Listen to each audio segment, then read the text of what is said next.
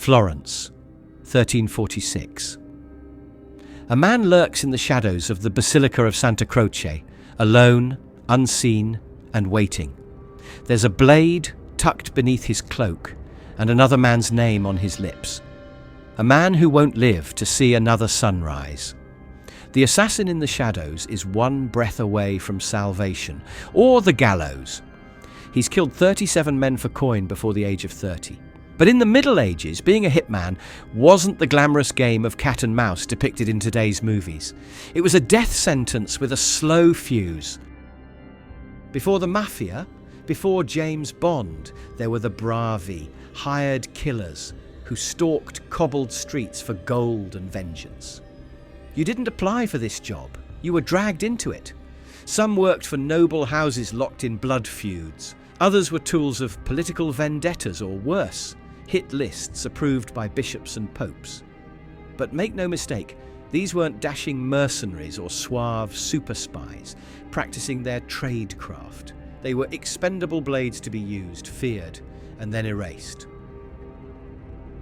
Chapter 1. Born of Blood. Before he had a name worth whispering, he was just a shadow in the gutter. Florence was a city of scholars and stabbings, home to some of Italy's oldest families and its youngest corpses. Matteo was orphaned before his 8th winter. His father vanished during a night skirmish between rival noble houses. His mother bled out 2 weeks later after a botched backroom birth. No one came for him, no records, no relatives, just the alley, and a hunger that never left. By 10, he was stealing. By 11, he was stabbing. Not out of cruelty, but calculation. In a city ruled by vendetta, even children played the game. The city guards once found him crouched beside a dying man with blood on his hands. But his breathing was steady. When asked why he did it, Matteo replied, "The man hit me, so I hit him back, and I didn't stop." That was the moment someone took notice. Not the law, not the church. Someone worse. A recruiter from what the street called La Fratellanza Nera, the Black Brotherhood. A whisper network of killers for hire. They didn't raise boys, they repurposed them. No oaths, no ceremony, just a new set of rules. Kill when told. Ask nothing. Eat well, sleep light, and never speak your real name again. Chapter 2. The Brotherhood. They didn't call themselves assassins, not out loud. To some they were bravi, to others they were ghosts with blades. But within their ranks they were simply brothers, bound not by blood, but by silence. Matteo learned to kill before he learned to write. He was trained to fashion poisons from dried herbs and use garrotes made of silk cord and wire. He was taught that a dagger's point isn't for dueling, it's for slipping under ribs between breaths. One rule was spoken clearly, and it was spoken just once. Mercy gets you killed. The second rule was just as simple. You never strike twice. If the first blow doesn't finish the job, it's already too late. Assignments came without context, just a name, a face, a coin purse. Sometimes they arrived in ciphered notes, other times whispered at a bathhouse or during a tavern game. The pay varied, but the price of failure never did. Matteo's first mark was a money changer, suspected of betraying the Albizzi, one of the most powerful families in Florence. By morning, the man's throat had been opened in the latrine behind his counting house. No witnesses, no blood trail, just a copper coin laid across his tongue. The work paid in silver, but it cost Matteo sleep. At just 15, he learned that the real nightmares don't happen when you're dreaming, only when you're awake. Chapter 3. Names on Parchment. Most assignments were as anonymous as they were impersonal.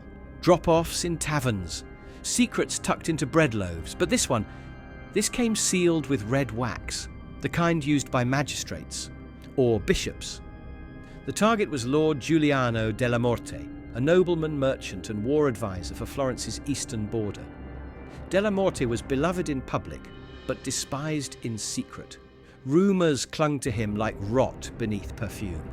Bribery, smuggling, ordering executions for coin.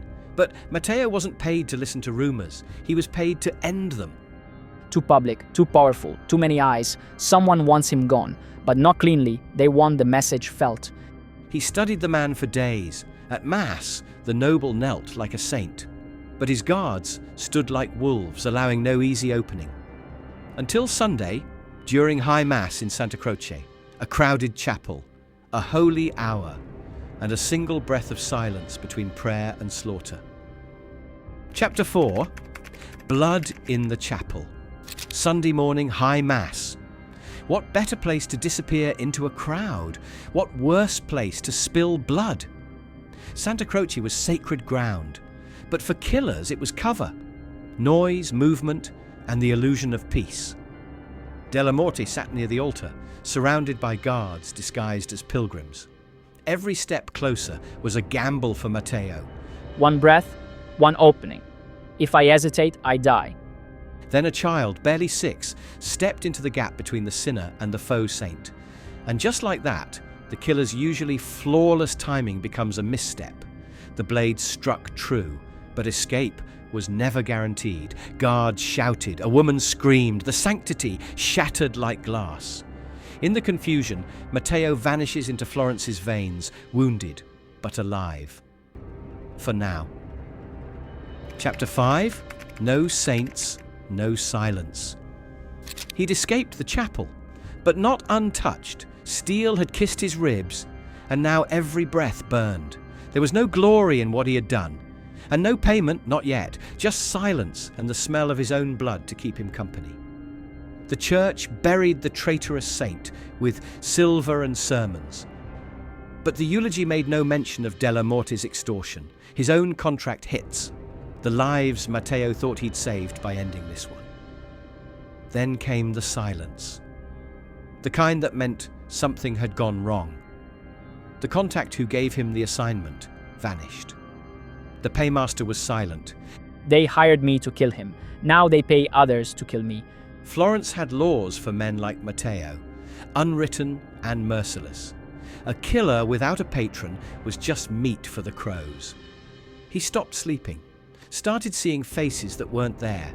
The child in the chapel, the noble's eyes as the dagger slipped in, the smell of incense now forever tied to death, and behind it all, the church, pretending to mourn the dead while quietly preparing to cleanse the living. Papal bulls now called for the purging of hired blades. No absolution, no last rites, only fire. Chapter 6, The Price of Shadows. By winter, the city no longer whispered his name. It hunted it. Matteo had no patron, no safe house, no trust left. Even among killers there's a line. And he'd crossed it, not because he botched the job, but because he'd done it too well for too long. New edicts echoed from Rome. No killer may serve two masters, the sword and the cross. The Pope himself demanded a purge. Excommunicated and hunted, Matteo was now a ghost. But one that bled. I killed for them, prayed for them, and died for them. Slowly. Some say he tried to reach Milan, others claim Venice, but the roads were watched, and Matteo wasn't the only blade for hire. One spring morning, a traveller found a body in the woods. No purse, no blade, just scars and silence. Was it Matteo? Or just another man who ran out of shadows to hide in? He killed 37 men, but no one remembers their names, and no one remembers his, just the echo of a life paid for and thrown away. Conclusion. Disposable blades. Matteo was never meant to be remembered. No statue, no sermon, no grave worth visiting. Just one more blade discarded when it dulled. One more ghost swallowed by the city he bled for. The hitmen of the Middle Ages weren't legends. They were whispers, broken tools, sacrifices made in backroom deals, then silenced before they could speak. But they asked the same questions then that we still can't answer today. What drives a man to kill for coin? And what should society do to those who do its dirty work? So, would you survive as a medieval hitman? Could you live a life where trust meant nothing and hesitation meant death? Or would you end up like all the others, nameless, hunted and forgotten? Tell us what shocked you or what you'd have done differently, and whether you think Matteo was a killer or a pawn. If you thought this was dark, then go ahead and like it, subscribe, hit that bell, and dive deeper into a world where justice had no mercy.